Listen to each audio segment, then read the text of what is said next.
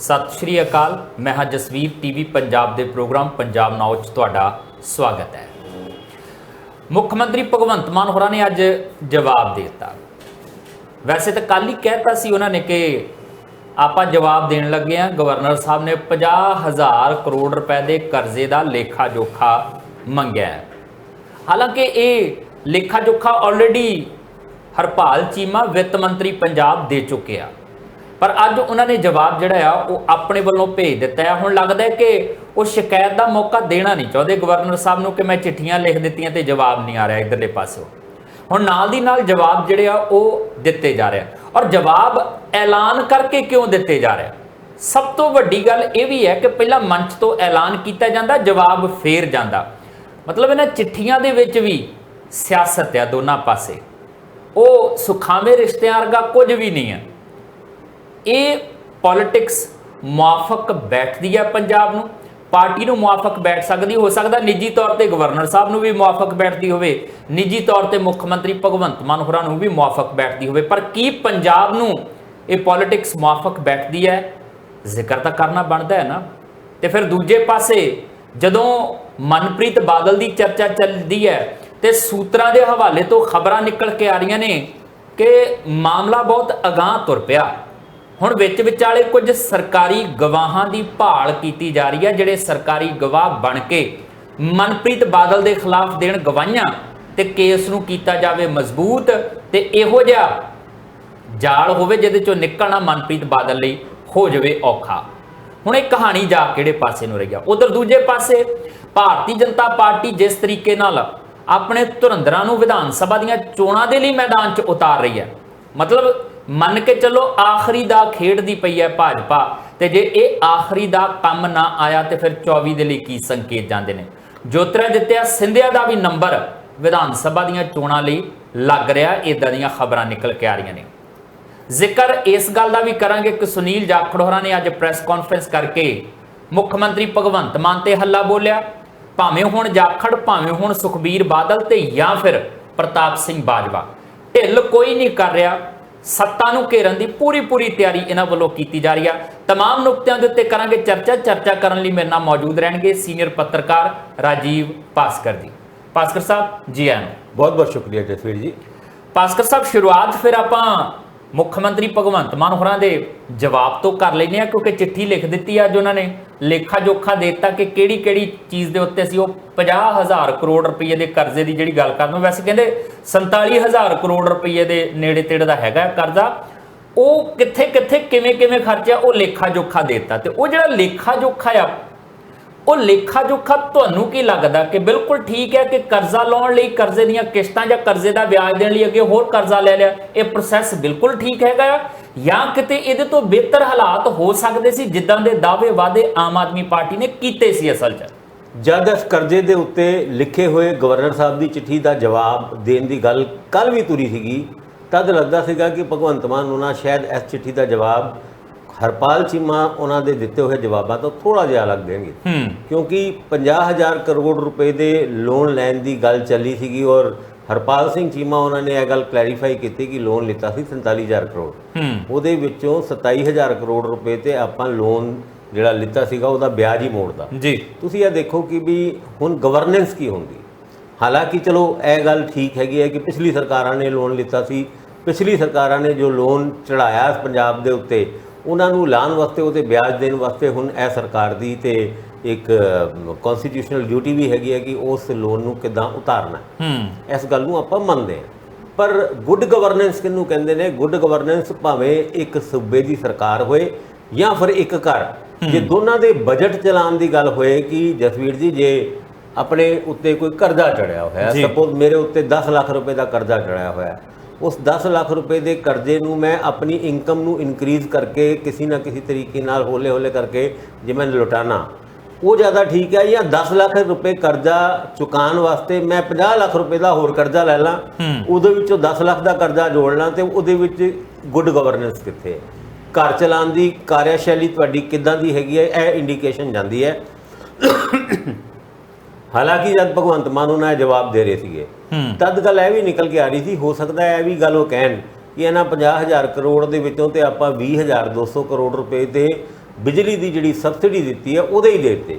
ਜੇ ਇਹ ਗੱਲ ਕਹਿ ਦਿੰਦੇ ਤੇ ਫਸ ਜਾਂਦੇ। ਫਸ ਕਿੱਦਾਂ ਜਾਂਦੇ ਕਿ ਕੋਈ ਚੀਜ਼ ਲੋਨ ਲੈ ਕੇ, ਜੇ ਲੋਨ ਲੈ ਕੇ ਆਪਾਂ ਘਰ ਦਾ ਹੀ ਐਗਜ਼ਾਮਪਲ ਦਿੱਤਾ ਹੈ ਕਿ ਤੁਹਾਡੇ ਘਰ ਆਪ ਦੇ ਦਾਣੇ ਨਹੀਂ ਹੈਗੇ ਤੇ ਤੁਸੀਂ ਬਾਹਰ ਗਲੀ ਦੇ ਵਿੱਚ ਲੰਗਰ ਲਾ ਕੇ ਬੈਠੇ ਹੋ, ਉੱਦਾਂ ਦਾ ਸਿਸਟਮ ਸਰਕਾਰ ਦਾ ਚੱਲ ਸਕਦਾ ਹੈ?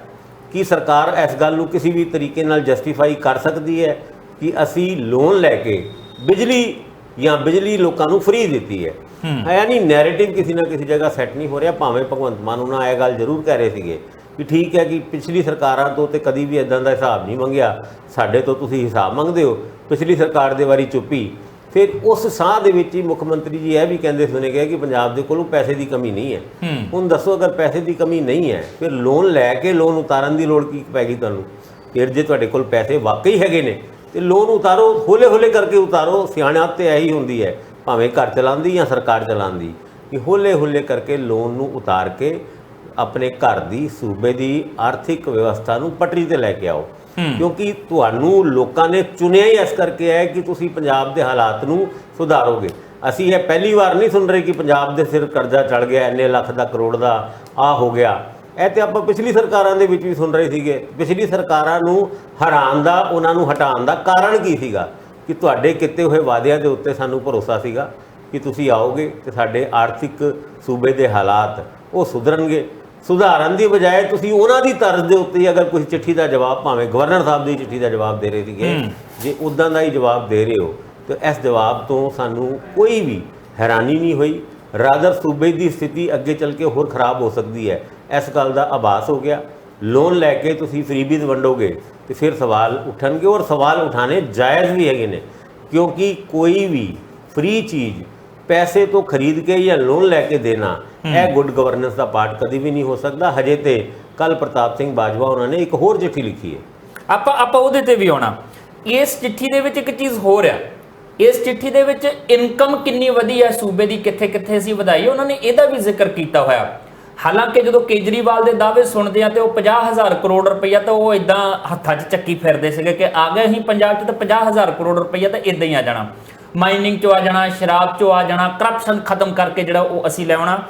ਜਿਹੜਾ ਇਹਨਾਂ ਨੇ ਦਿੱਤਾ ਉਹ ਕਹਿੰਦੇ ਜਿਹੜਾ ਗੁੱਡਸ ਐਂਡ ਸਰਵਿਸ ਟੈਕਸ, ਜਿਹਨੂੰ ਆਪਾਂ GST ਕਹਿੰਦੇ ਆ, ਫਾਈਨੈਂਸ਼ੀਅਲ ਈਅਰ ਜਿਹੜਾ 2021-22 ਦੇ ਵਿੱਚ 15,542 ਕਰੋੜ ਹੁੰਦਾ ਸੀ, ਉਹ 22-23 ਦੇ ਵਿੱਚ ਆ ਕੇ 18,128 ਕਰੋੜ ਹੋ ਗਿਆ। ਮਤਲਬ 16.16% ਵਾਧਾ ਹੈ ਇਹ। 2,586 ਕਰੋੜ ਰੁਪਇਆ ਵਾਧੂ ਕਮਾਇਆ। ਫਿਰ ਐਕਸਾਈਜ਼ ਦੇ ਵਿੱਚੋਂ ਅਸੀਂ 8,437 ਕਰੋੜ ਕਮਾਇਆ, ਜਿਹੜਾ ਪਿਛਲੀ ਵਾਰੀ 6,157 ਸੀਗਾ। ਇਹਦੇ ਵਿੱਚੋਂ 2,280 ਕਰੋੜ ਵਾਧੂ ਕਮਾਇਆ। ਫਿਰ ਕਹਿੰਦੇ ਟੈਕਸ ਔਨ ਵਹੀਕਲ, ਇਹਦੇ ਵਿੱਚ ਅਸੀਂ 315 ਕਰੋੜ ਵਾਧੂ ਕਮਾਇਆ। ਸਟੈਂਪ ਤੇ ਰਜਿਸਟ੍ਰੇਸ਼ਨ ਦੇ ਵਿੱਚੋਂ 919 ਕਰੋੜ ਰੁਪਇਆ ਵਾਧੂ ਕਮਾਇਆ। ਮਤਲਬ ਟੋਟਲ ਜੇ ਲਾਈਏ 6,000 ਕਰੋੜ ਤੋਂ ਪਲੱਸ ਜਿਹੜਾ ਆ ਉਹ ਜਾਂਦਾ ਆ। ਇਹ 6,000 ਕਰੋੜ ਪਲੱਸ ਦੀ ਕਮਾਈ ਦੀ ਜਦੋਂ ਗੱਲ ਕਰਦੇ ਤੇ ਫਿਰ ਉਹ 50,000 ਕਰੋੜ ਦਾ ਵੀ ਜ਼ਿਕਰ ਚੱਲੇਗਾ ਕਿ ਜਿਹੜਾ ਤੁਸੀਂ ਕਹਿੰਦੇ ਸੀ ਇਦਾਂ ਅਸੀਂ ਜਾਣਾ ਆ ਸੱਤਾ 'ਚ ਤੇ ਉਹ 50,000 ਕਰੋੜ ਰੁਪਇਆ ਅਸੀਂ ਚੱਕ ਲੈਣਾ, ਸਾਨੂੰ ਲੋੜ ਹੀ ਨਹੀਂ ਪੈਣੀ ਕੁਝ ਕਰਨ ਦੀ। ਦੇਖੋ ਗੱਲ ਤੇ ਉੱਥੇ ਖੜੀ ਹੈ ਨਾ। ਤੁਸੀਂ ਇਹ ਹਿਸਾਬ ਕਿਤਾਬ ਜ਼ਰੂਰ ਦਿੱਤਾ ਕਿ ਆਪਾਂ 6,000 ਕਰੋੜ ਰੁਪਏ ਵਾਧੂ ਖਰਚੇ। ਹੁਣ ਭਗਵੰਤ ਮਾਨ ਉਹਨਾਂ ਜੀ ਉਸ 50,000 ਕਰੋੜ ਜਾਂ 47,000 ਕਰੋੜ ਜਾਂ ਫਿਰ ਇਹ 6,000 ਕਰੋੜ, ਇਹਨਾਂ ਵਿੱਚੋਂ ਤੁਸੀਂ ਕੈਪੀਟਲ ਐਕਸਪੈਂਡੀਚਰ ਦੇ ਤੌਰ ਦੇ ਉੱਤੇ ਸੂਬੇ ਦੇ ਵਿੱਚ ਕਿੰਨੇ ਪੈਸੇ ਖਰਚੇ? ਕੈਪੀਟਲ ਐਕਸਪੈਂਡੀਚਰ ਉਹ ਹੁੰਦਾ ਜਿਹਦੇ ਨਾਲ ਸੂਬੇ ਦੀ ਇਕਨੋਮੀ ਵਾਕਈ ਇੱਕ ਸਾਊਂਡ ਹੁੰਦੀ ਹੈ, ਸਥਿਰ ਹੁੰਦੀ ਹੈ ਔਰ ਗਰੋਥ ਵਾਲੀ ਹੁੰਦੀ ਹੈ। ਉਹਦੇ ਵਿੱਚੋਂ ਤੁਸੀਂ ਅਗਰ ਅੱਗੇ ਹਿਸਾਬ ਕਿਤਾਬ ਪੁੱਛੋਗੇ ਤੇ ਇਹਦੇ ਵਿੱਚੋਂ ਕੈਪੀਟਲ ਐਕਸਪੈਂਡੀਚਰ ਦੇ ਉੱਤੇ 2% 3% ਤੋਂ ਵੱਧ ਨਹੀਂ ਖਰਚਾ ਹੋਇਆ। ਸਾਡਾ ਜਿਹੜਾ ਟੋਟਲ ਰੈਵਨਿਊ ਹੈ, ਟੋਟਲ ਬਜਟ ਹੈ, ਉਹਦੇ ਵਿੱਚ ਕੈਪੀਟਲ ਐਕਸਪੈਂਡੀਚਰ ਹੌਲੇ ਕਰਕੇ ਇੰਨਾ ਕੁ ਘਟ ਰਿਹਾ। ਪਿਛਲੇ ਦਿਨਾਂ ਦੇ ਵਿੱਚ ਬੈਂਕ ਆਫ ਬੜੌਦਾ ਨੇ ਇੱਕ ਪੂਰੇ ਹਰ ਸੂਬੇ ਦੀ ਤਕਰੀਬਨ ਡਿਟੇਲ ਦਿੱਤੀ ਸੀ ਵੀ ਕਿਹੜੀ ਸੂਬੇ ਨੇ ਕਿੰਨਾ ਕਰਜ਼ਾ ਲਿੱਤਾ ਤੇ ਕਿੰਨਾ ਉਹਦੇ ਵਿੱਚੋਂ ਕੈਪੀਟਲ ਐਕਸਪੈਂਡੀਚਰ ਦੇ ਉੱਤੇ ਖਰਚਾ। ਦਿੱਕਤ ਤੇ ਸਿਰਫ ਇਹੀ ਹੈ ਕਿ ਜੇ ਤੁਸੀਂ ਲੋਨ ਲੈ ਰਹੇ ਹੋ, ਲੋਨ ਲੈਣਾ ਕੋਈ ਗਲਤ ਗੱਲ ਨਹੀਂ ਹੈ, ਭਾਵੇਂ ਕੋਈ ਘਰ ਵਾਸਤੇ ਲੋਨ ਲੈ ਰਿਹਾ ਹੈ ਜਾਂ ਸਰਕਾਰ ਸੂਬੇ ਨੂੰ ਚਲਾਉਣ ਵਾਸਤੇ ਲੋਨ ਲੈ ਰਹੀ ਹੈ, ਉਸ ਪੈਸੇ ਦਾ ਤੁਸੀਂ ਵਰਤੋਂ ਕਿੱਦਾਂ ਕਰ ਰਹੇ ਹੋ? ਜੇ ਉਹਦੀ ਵਰਤੋਂ ਤੁਸੀਂ ਫਰੀਬੀਜ਼ ਵਾਸਤੇ ਕਰ ਰਹੇ ਹੋ ਤੇ ਉਸ ਲੋਨ ਲੈਣ ਦਾ ਕੋਈ ਫਾਇਦਾ ਨਹੀਂ ਹੈ। ਜੇ ਤੁਸੀਂ ਉਹਦੀ ਵਰਤੋਂ ਲੋਨ ਵਾਪਸ ਕਰਨ ਦੇ ਵਾਸਤੇ ਯਾਨੀ ਵਿਆਜ ਦੇਣ ਵਾਸਤੇ ਕਰ ਰਹੇ ਹੋ ਤੇ ਐਦਾਂ ਦਾ ਲੋਨ ਤੇ ਫਿਰ ਪਹਾੜ ਵਰਗਾ ਅੱਗੇ ਚੱਲ ਕੇ ਖੜਾ ਹੋਏਗਾ। ਇਹਦੇ ਤੋਂ ਬਿਲਕੁਲ ਵੀ ਗੁਰੇਜ਼ ਨਹੀਂ ਕੀਤਾ। ਔਰ ਤੁਸੀਂ ਆਪਣੇ ਇੱਕ ਪ੍ਰੋਗਰਾਮ ਦੇ ਵਿੱਚ ਕਿਹਾ ਵੀ ਸੀਗਾ ਕਿ ਇਹ ਆਉਣ ਵਾਲੇ ਟਾਈਮ ਵਿੱਚ 5 ਲੱਖ ਰੁਪਏ 5 ਲੱਖ ਕਰੋੜ 5 ਲੱਖ ਕਰੋੜ ਦੇ ਰੁਪਏ ਦੇ ਕਰੀਬ ਇਹ ਸਰਕਾਰ ਦੇ ਜਾਂਦੇ ਜਾਂਦੀ ਹੋ ਜਾਏਗਾ, ਜੋ ਇੱਕ ਫਾਸਟ ਲੋਨ ਲੈਣ ਦਾ ਟ੍ਰੈਂਡ ਪੰਜਾਬ ਦੇ ਵਿੱਚ ਵੱਧ ਰਿਹਾ। ਹੁਣ ਗੱਲ ਤੇ ਸਾਰੀ ਇਕਨੋਮੀ ਦੀ ਹੈਗੀ ਹੈ, ਗੱਲ ਤੇ ਹੈਗੀ ਹੈ ਕਿ ਤੁਸੀਂ ਪੈਸੇ ਦੀ ਵਰਤੋਂ ਕਿੱਦਾਂ ਕਰ ਰਹੇ ਹੋ, ਉਹ ਵੀ ਖਾਸ ਕਰਕੇ ਤਦ ਜਦ ਤੁਸੀਂ ਕਹਿੰਦੇ ਹੋ ਪੈਸੇ ਦੇ ਵਿੱਚ ਸੂਬੇ ਦੇ ਵਿੱਚ ਪੈਸੇ ਦੀ ਕੋਈ ਕਮੀ ਨਹੀਂ ਹੈ, ਫਿਰ ਇਹ ਸੜਕਾਂ ਕਿਉਂ ਟੁੱਟੀ ਹੈ, ਫਿਰ ਇਹ ਸ਼ਹਿਰਾਂ ਦੇ ਹਾਲਾਤ ਕਿਉਂ ਖਰਾਬ ਹੈ, ਫਿਰ ਕਿਉਂ ਟੀਚਰ ਬਾਰ-ਬਾਰ ਟੈਂਕੀਆਂ ਤੇ ਚੜ੍ਹਦੇ ਨੇ, ਫਿਰ ਕਿਉਂ ਰੋਡਵੇਜ਼ ਦੇ ਮੁਲਾਜ਼ਮ ਸੜਕਾਂ ਤੇ ਸੰਘਰਸ਼ ਕਰਦੇ ਹੋਏ ਨਜ਼ਰ ਨਹੀਂ। ਹੁਣ ਉਹਨਾਂ ਨੇ ਬੰਦ ਕਰਾਤਾ ਸੰਘਰਸ਼, ਕਿਉਂਕਿ ਹੁਣ ਉਹਨਾਂ ਨੂੰ ਪਤਾ ਲੱਗ ਗਿਆ ਰੈਲੀਆਂ ਤੇ ਨਾ ਰੋਡਵੇਜ਼ ਦੀਆਂ ਬੱਸਾਂ 'ਚ ਹੀ ਆਉਣੀਆਂ ਸਾਡੀਆਂ ਸਵਾਰੀਆਂ, ਜਾਂ ਸਾਡੇ ਜਿਹੜੇ ਦੇਖਣ ਵਾਲੇ, ਤਾੜੀਆਂ ਵਜਾਉਣ ਵਾਲੇ, ਨਾਅਰੇ ਲਾਉਣ ਵਾਲੇ, ਇਹਨਾਂ ਬੱਸਾਂ 'ਚ ਹੀ ਆਉਣੇ ਤੇ ਮੰਗਾਂ ਮੰਨਣੀਆਂ ਸ਼ੁਰੂ ਕਰਤੀਆਂ ਨੇ। ਤੇ ਇਹਦੇ ਨਾਲੋਂ ਬਿਹਤਰ ਹੋਰ ਕਿਹੜੀ ਚੀਜ਼ ਹੋ ਸਕਦੀ ਆ? ਸਾਨੂੰ ਲੱਗਦਾ ਹੋਊਗਾ ਕਿ ਬੱਸਾਂ ਉਧਰਲੇ ਪਾਸੇ ਤੋਰ ਕੇ ਲੋਕਾਂ ਦਾ ਨੁਕਸਾਨ ਕਰ ਰਿਹਾ, ਖੱਜਲ ਖੁਆਰ ਕਰ ਰਿਹਾ। ਰੋਡਵੇਜ਼ ਵਾਲਿਆਂ ਨੂੰ ਠੀਕ ਆ, ਉਹਨਾਂ ਨੂੰ ਲੱਗਦਾ ਕਿ ਇਦਾਂ ਦੀ ਗੱਲ ਹੋਏਗੀ, ਅਸੀਂ ਕੱਲ ਨਾ ਕਰਾਂਗੇ ਤਾਂ ਮੰਗਾਂ ਮੰਨਣ ਲਈ ਮਜਬੂਰ ਹੋ ਜਾਏਗੀ ਸਰਕਾਰ। ਕਹਿ ਦਾਂਗੇ ਕਿ ਭਾਈ ਅਸੀਂ ਨਹੀਂ ਬੱਸਾਂ ਲੈ ਕੇ ਆਉਂਦੇ, ਕਰ ਲਓ ਜੋ ਕੁਝ ਕਰਨਾ। ਸੋ ਇਹ ਉਹਨਾਂ ਦੇ ਮੁਆਫਕ ਬੈਠ ਰਹੀ ਹੈ। ਪਰ ਇਹਦੇ ਵਿੱਚ ਵੀ ਕੋਈ ਸ਼ੱਕ ਨਹੀਂ, ਜੇ ਪਿਓ ਸਿਰ ਕਰਜ਼ਾ ਛੱਡ ਕੇ ਜਾਂਦਾ ਆ ਪੁੱਤਰਾਂ ਦੇ, ਤੇ ਪੁੱਤਰਾਂ ਨੂੰ ਉਹ ਕਰਜ਼ਾ ਉਤਾਰਨਾ ਪੈਂਦਾ। ਕਈ ਵਾਰੀ ਉਹ ਬਹੁਤ ਵੱਡਾ ਕਰਜ਼ਾ ਹੁੰਦਾ ਤੇ ਉਹਨਾਂ ਨੂੰ ਅੱਗੇ ਚੱਲਦੇ ਰੱਖਣ ਲਈ ਕਰਜ਼ਾ ਹੋਰ ਲੈਣਾ ਵੀ ਪੈਂਦਾ। ਪਰ ਨਾਲ ਕੋਸ਼ਿਸ਼ ਇਹ ਵੀ ਰਹਿੰਦੀ ਹੈ ਕਿ ਕਮਾਈ ਦੇ ਸਾਧਨ ਵੀ ਇੰਨੇ ਕੁ ਵਿਕਸਿਤ ਕਰ ਲਈਏ ਕਿ ਕਰਜ਼ਾ ਲੈਣ ਦੀ ਮੱਦ ਘਟੇ, ਵਧੇ ਨਾ। ਇਹ ਨਾ ਹੋਵੇ ਕਿ ਪਿਓ ਤਾਂ ਸਾਲ ਦਾ 15,000 ਕਰੋੜ ਰੁਪਈਆ ਕਰਜ਼ਾ ਲੈਂਦਾ ਸੀ ਤੇ ਪੁੱਤ 35,000 ਕਰੋੜ ਰੁਪਈਆ ਸਾਲ ਦਾ ਕਰਜ਼ਾ ਲੈਣਾ ਸ਼ੁਰੂ ਕਰ ਦੇਣ। ਇਹ ਵੀ ਕੋਈ ਬਹੁਤੀ ਵਧੀਆ ਗੱਲ ਨਹੀਂ ਹੈ। ਇਹ ਪਿਛਲਿਆਂ ਦਾ ਛੱਡਿਆ ਹੋਇਆ ਕਰਜ਼ਾ ਹੈ, ਬੋਝ ਚੱਕਣਾ ਪੈ ਰਿਹਾ। ਪਰ ਜਦੋਂ ਫਿਰ ਤੁਸੀਂ ਫ੍ਰੀ ਬੀਜ਼ ਬਹੁਤੀਆਂ ਕਰ ਦਿੰਦੇ ਹੋ ਤੇ ਫਿਰ ਤੁਹਾਡੇ ਲਈ ਬੈਲੈਂਸ ਕਰਨਾ ਔਖਾ ਤਾਂ ਹੋਏਗਾ ਹੀ ਹੋਏਗਾ। ਵਿਰੋਧੀ ਘੇਰਨਗੇ। ਹੁਣ ਚਿੱਠੀ ਦਾ ਜਵਾਬ ਗਿਆ, ਹਕੀਕਤ ਇਸ ਚਿੱਠੀ ਦੇ ਜਵਾਬ ਤੋਂ ਬਾਅਦ ਨਿਕਲ ਕੇ ਆਏਗੀ ਜੇ ਰਾਜਪਾਲ ਹੋਰਾਂ ਨੇ ਇਸ ਚਿੱਠੀ ਦੇ ਜਵਾਬ 'ਚ ਵੀ ਕੋਈ ਚਿੱਠੀ ਭੇਜਤੀ, ਕਿਉਂਕਿ ਭਗਵੰਤ ਮਾਨ ਹੋਰਾਂ ਨੇ ਇਹ ਗੱਲ ਨਾਲ ਲਿਖੀ ਆ ਕਿ ਕਹਿ ਦਿਓ ਪ੍ਰਧਾਨ ਮੰਤਰੀ ਨੂੰ ਵੀ ਜਿੰਨਾ ਪੈਸਾ ਖਰਚਿਆ ਗਿਆ ਨਾ ਕਰਜ਼ ਲੈ ਕੇ, ਬਿਹਤਰ ਥਾਂ ਤੇ ਖਰਚਿਆ ਗਿਆ, ਉਂਝ ਨਹੀਂ ਪੈਸੇ ਕਿਤੇ ਫਜ਼ੂਲ ਅਸੀਂ ਨਹੀਂ ਖਰਚ ਕੀਤੇ, ਜੇਬ 'ਚ ਨਹੀਂ ਪਾਏ। ਫਿਲਹਾਲ ਹੁਣ ਇਹਨਾਂ ਹੀ ਮੁੱਦਿਆਂ ਦੇ ਉੱਤੇ ਪ੍ਰਤਾਪ ਸਿੰਘ ਬਾਜਵਾ, ਸੁਖਬੀਰ ਬਾਦਲ ਤੇ ਸੁਨੀਲ ਜਾਖੜ ਮਾਨ ਸਰਕਾਰ ਨੂੰ ਘੇਰਦੇ ਪਿਆ। ਪੋਲਿਟਿਕਸ ਜਾ ਕਿਹੜੇ ਪਾਸੇ ਨੂੰ ਰਹੀ ਹੈ, ਜ਼ਿਕਰ ਕਰਦੇ ਹਾਂ ਨਿੱਕੇ ਜਿੰਨੇ ਵਿਰਾਮ ਤੋਂ ਬਾਅਦ। ਬ੍ਰੇਕ ਤੋਂ ਬਾਅਦ ਤੁਹਾਡਾ ਸਵਾਗਤ ਹੈ। ਜਾਖੜ ਸਾਹਿਬ ਅੱਜ ਪ੍ਰੈਸ ਕਾਨਫਰੰਸ ਕਰਦੇ ਆ। ਪ੍ਰੈਸ ਕਾਨਫਰੰਸ ਕਰਕੇ ਕਹਿੰਦੇ ਜੀ ਲੈ ਮਾਨ ਸਾਹਿਬ ਐਵੇਂ ਝੂਠ ਬੋਲੀ ਜਾਂਦੇ ਆ, ਝੂਠੇ ਦਾਅਵੇ ਕਰੀ ਜਾਂਦੇ, ਲੋਕਾਂ ਨੂੰ ਧੋਖਾ ਦੇਈ ਜਾਂਦੇ, ਕੀਤਾ ਕੱਖ ਨਹੀਂ ਆ, ਡੱਕਾ ਤੋੜਿਆ ਨਹੀਂ, ਪਰ ਪ੍ਰਚਾਰ ਦੇ ਵਿੱਚ ਵੱਡੀਆਂ ਵੱਡੀਆਂ ਗੱਲਾਂ ਕੀਤੀਆਂ ਜਾ ਰਹੀਆਂ। ਆਹ ਕਰਤਾ, ਅਸੀਂ ਉਹ ਕਰ ਦਿੱਤਾ, ਕਰਜ਼ਾ ਲੈ ਲੈ ਕੇ ਸੂਬਾ ਜਿਹੜਾ ਉਹ ਚਲਾਇਆ ਜਾ ਰਿਹਾ। ਇਹ ਕੋਈ ਬਹੁਤਾ ਚੰਗਾ ਸੰਕੇਤ ਨਹੀਂ ਹੈ। ਹੁਣ ਦੋ ਚੀਜ਼ਾਂ ਨੂੰ ਨਾਲ ਜੋੜ ਕੇ ਪੈਰਲਲ ਆਪਾਂ ਗੱਲ ਕਰਦੇ ਹਾਂ ਭਾਸਕਰ ਸਾਹਿਬ। ਇੱਕ ਪਾਸੇ ਜਾਖੜ ਸਾਹਿਬ ਕਹਿੰਦੇ ਕਿ ਕੱਖ ਨਹੀਂ ਹੈ, ਐਵੇਂ ਸਿਰਫ ਰੌਲਾ। ਦੂਜੇ ਪਾਸੇ ਕੱਲ ਦਾਅਵਾ ਕੀਤਾ ਗਿਆ ਸੀ ਕੇਜਰੀਵਾਲ ਦੇ ਵੱਲੋਂ ਕਿ 50,000 ਕਰੋੜ ਦਾ ਲਗਭਗ ਨਿਵੇਸ਼ ਆ ਗਿਆ ਪੰਜਾਬ ਦੇ ਵਿੱਚ। ਪਹਿਲਾਂ ਕੋਈ ਆਉਂਦਾ ਨਹੀਂ ਸੀ, ਹੁਣ 50,000 ਕਰੋੜ ਦਾ ਨਿਵੇਸ਼ ਆ ਗਿਆ। ਸੁਖਬੀਰ ਬਾਦਲ ਨੇ ਤਾਂ ਚੁਣੌਤੀ ਦਿੱਤੀ, ਉਹ ਕਹਿੰਦੇ ਜਾਂ ਦਿਖਾ ਦਿਓ ਕਿੱਥੇ ਨਿਵੇਸ਼ ਹੋਇਆ 50,000 ਕਰੋੜ ਦਾ, ਕੋਈ ਯੂਨਿਟ ਲੱਗਾ, ਜਾਂ ਫਿਰ ਇਹਦੇ ਲਈ ਮਾਫੀ ਮੰਗ ਲਓ, ਝੂਠ ਬੋਲਿਆ ਤੁਸੀਂ। ਵੈਸੇ ਤੇ ਜਿਹੜੀ ਗੱਲ ਸੁਖਬੀਰ ਸਿੰਘ ਬਾਦਲ ਉਹਨਾਂ ਨੇ ਕੀਤੀ ਹੈ ਬੜੀ ਜਾਇਜ਼ ਕੀਤੀ ਹੈ, ਔਰ ਇਹ ਸਵਾਲ ਉੱਠਣਾ ਵੀ ਚਾਹੀਦਾ ਸੀਗਾ, ਕਿਉਂਕਿ ਭਗਵੰਤ ਮਾਨ ਉਹਨਾਂ ਬਾਰ-ਬਾਰ 50,000 ਕਰੋੜ ਰੁਪਏ ਦੇ ਨਿਵੇਸ਼ ਆਉਣ ਦਾ ਹਵਾਲਾ ਦੇ ਰਹੇ ਨੇ। ਔਰ ਇਸ ਤੋਂ ਪਹਿਲੇ ਜਿਹੜੀ ਐਕਸਪੋਰਟ ਜਿਹੜੀ ਇਨਵੈਸਟਮੈਂਟ ਪ੍ਰਮੋਸ਼ਨ ਦਾ ਇੱਕ ਡਿਪਾਰਟਮੈਂਟ ਹੈਗਾ, ਉਸ ਡਿਪਾਰਟਮੈਂਟ ਤੋਂ ਆਰਟੀਆਈ ਦੇ ਅੰਤਰਗਤ ਇੱਕ ਪੁੱਛਿਆ ਗਿਆ ਸੀ ਵੀ ਕਿੰਨੀ ਕੁ ਇਨਵੈਸਟਮੈਂਟ ਆਈ ਪਿਛਲੇ 1.5 ਸਾਲਾਂ ਦੇ ਵਿੱਚ, ਤੇ ਉਹਨਾਂ ਨੇ ਤੇ ਇਹ ਵੀ ਜਵਾਬ ਦੇ ਦਿੱਤਾ ਸੀ ਵੀ ਸਾਨੂੰ ਨਹੀਂ ਪਤਾ ਕਿੰਨੀ ਆਈ। ਇੱਕ ਪਾਸੇ ਮੁੱਖ ਮੰਤਰੀ ਦੇ 50,000 ਕਰੋੜ ਦੇ ਵਾਅਦੇ, ਦੂਜੇ ਪਾਸੇ ਉਸ ਇਨਵੈਸਟਮੈਂਟ ਪ੍ਰਮੋਸ਼ਨ ਡਿਪਾਰਟਮੈਂਟ ਦਾ ਇਹ ਕਹਿਣਾ ਕਿ ਸਾਡੇ ਜ਼ਰੀਏ ਇੱਕ ਪੈਸਾ ਨਹੀਂ ਆਇਆ, ਕੋਈ ਡਾਇਰੈਕਟ ਆ ਗਿਆ ਹੋਏ ਤਾਂ ਆ ਗਿਆ ਹੋਏ, ਔਰ ਭਗਵੰਤ ਮਾਨ ਉਹਨਾਂ ਨੂੰ ਸਿੱਧਾ ਹੀ ਪਹੁੰਚ ਗਿਆ ਹੋਏ।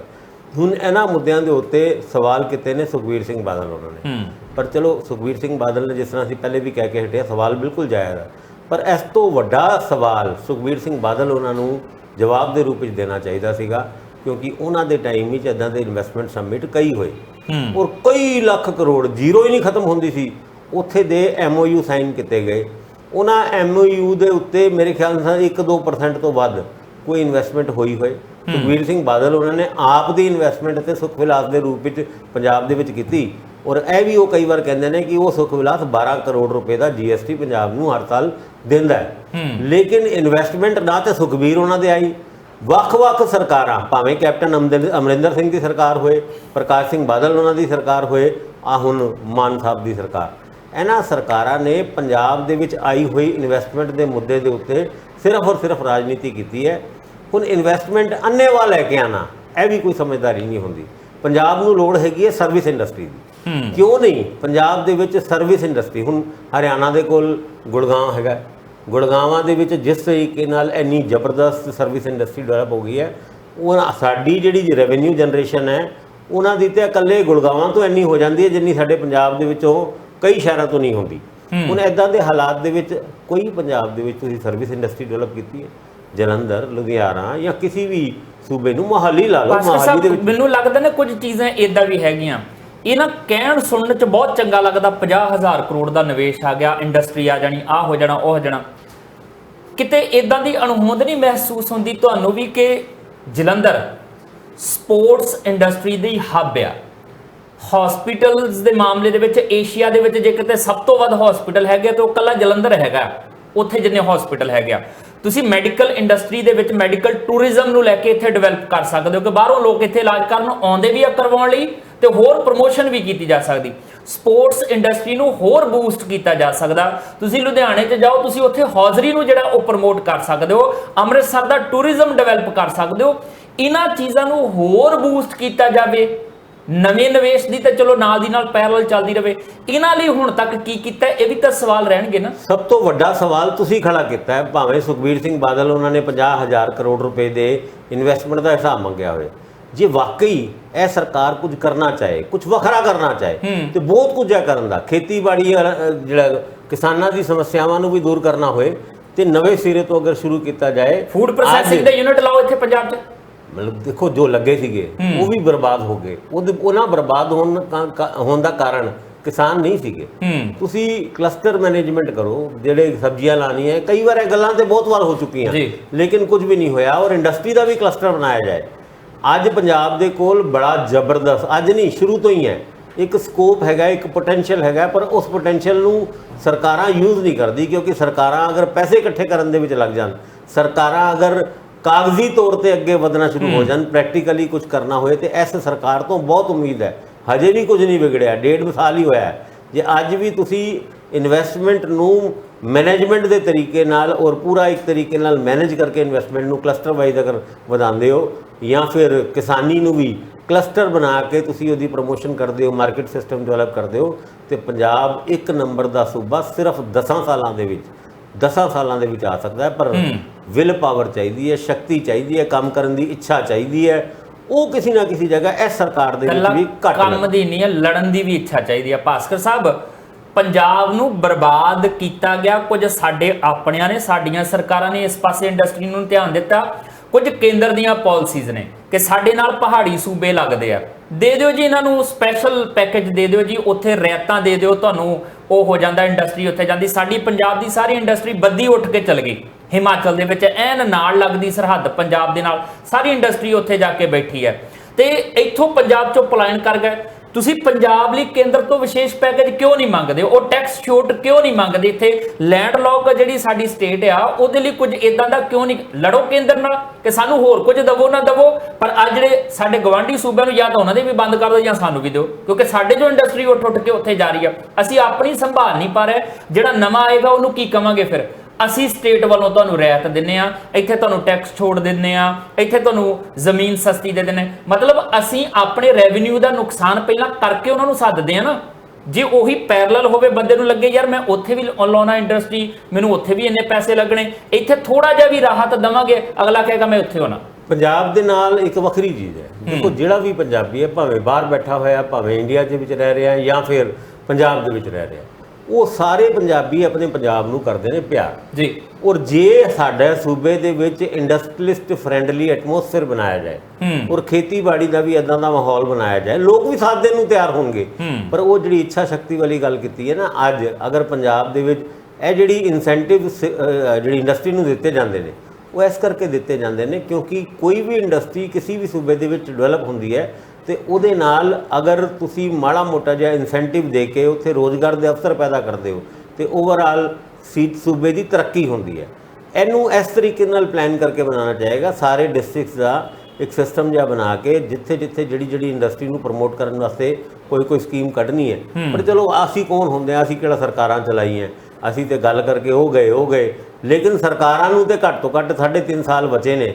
ਇਹਨਾਂ 3.5 ਸਾਲਾਂ ਦੇ ਵਿੱਚ ਕੁਝ ਐਦਾਂ ਦਾ ਕਰਨ, ਹੋ ਸਕਦਾ ਅਸੀਂ ਗਲਤ ਕਹਿ ਰਹੇ ਹੋਣ, ਹੋ ਸਕਦਾ ਜੋ ਅਸੀਂ ਕਹਿ ਰਹੇ ਹੋਣ ਫਿਜ਼ੀਬਲ ਨਾ ਹੋਣ, ਲੇਕਿਨ ਸਾਡੇ ਦਿਮਾਗ ਦੇ ਵਿੱਚ ਇਹ ਗੱਲ ਤੇ ਆਈ ਹੈ। ਇਸ ਗੱਲ ਦੇ ਉੱਤੇ ਤੁਰ ਕੇ ਤੇ ਦੇਖੋ, ਸ਼ਾਇਦ ਤੁਹਾਨੂੰ ਕੋਈ ਬੈਨੀਫਿਟ, ਸੂਬੇ ਨੂੰ ਕੋਈ ਬੈਨੀਫਿਟ, ਔਰ ਪੰਜਾਬ ਖੁਸ਼ਹਾਲ ਬਣਨ ਦੀ ਤਰਫ ਇੱਕ ਕਦਮ ਤੇ ਵਧਾਏਗਾ।